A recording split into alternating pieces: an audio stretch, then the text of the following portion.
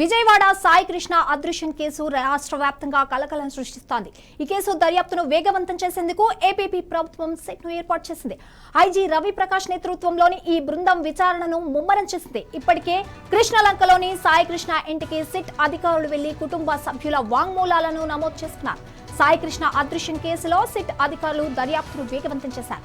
పశ్చిమ గోదావరి జిల్లా ఎస్పీ అద్నాన్ నయీం అస్మి, అల్లూరి సీతారామరాజు జిల్లా ఎస్పీ అమిత్ వర్దార్, బాపట్ల అదనపు ఎస్పీ ఎల్ సుధాకర్ వంటి కీలక అధికారులు ఈ బృందంలో ఉన్నారు. సిట్ బృందం నేరుగా కృష్ణలంకలోని సాయి కృష్ణ ఇంటికి వెళ్లింది. అక్కడ సాయి కృష్ణ మేనమామ నవరంగ్ తో పాటు ఇతర కుటుంబ సభ్యుల స్టేట్మెంట్లను రికార్డ్ చేసింది. తమకు తెలిసిన అన్ని వివరాలను అధికారులకు అందించినట్టు నవరంగ్ తెలిపారు. మే 9న సాయి కృష్ణను పోలీసులు విచారణ నిమిత్తం తీసుకెళ్లారని, ఆ తర్వాత అతను తిరిగి రాలేదని కుటుంబ సభ్యులు చెబుతున్నారు. సాయి కృష్ణను పోలీస్ కస్టడీలో హింసించి చంపారని, ఆపై మృతదేహాన్ని దహనం చేశారని తల్లి ఆరోపించారు.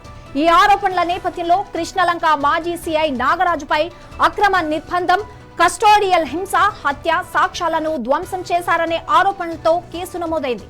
దోషులను కఠినంగా శిక్షించాలని సాయి కృష్ణ కుటుంబం డిమాండ్ చేస్తోంది. తమకు న్యాయం చేస్తామని సీఎం హామీ ఇచ్చారని, న్యాయం జరుగుతుందని నమ్మకం ఉందని నవరంగ్ వెల్లడించారు.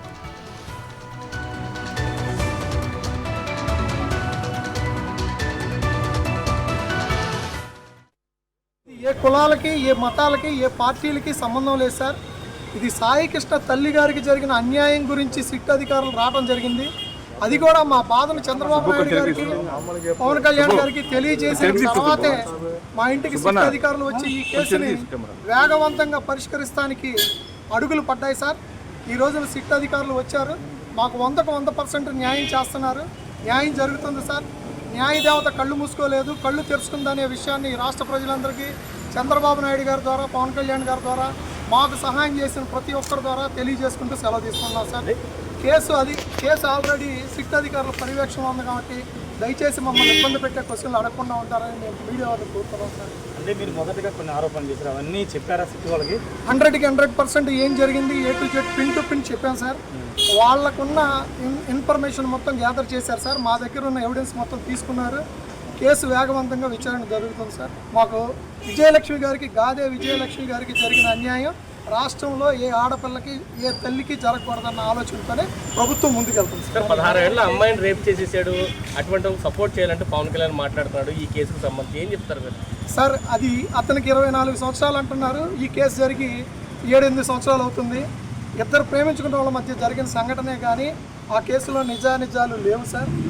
ఎవరో రాంగ్ ఇన్ఫర్మేషన్ ఇచ్చారేమని మేము అనుకుంటున్నాం సార్, మా ఫ్యామిలీ తరఫున.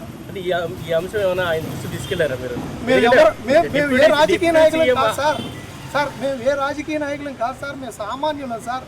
మేము మీడియాలో కనపడి రేపొద్దున మేము మా వ్యక్తిగత పనులు చేసుకోవాలన్నా మాకు ఇబ్బంది అంటే అది అభిప్రాయం అందరి మీద పడుతుంది. డిప్యూటీ సీఎం లాంటి వ్యక్తి ఆ కామెంట్ చేసిన తర్వాత మీరు ఎన్ని ఆరోపణలు చేసినా అవి పక్కకి వెళ్ళిపోయే అవకాశం సార్. 100 ఆరోపణలు వచ్చినా కానీ నిజం బయటికి ఏదో ఒక రోజు వస్తుంది సార్.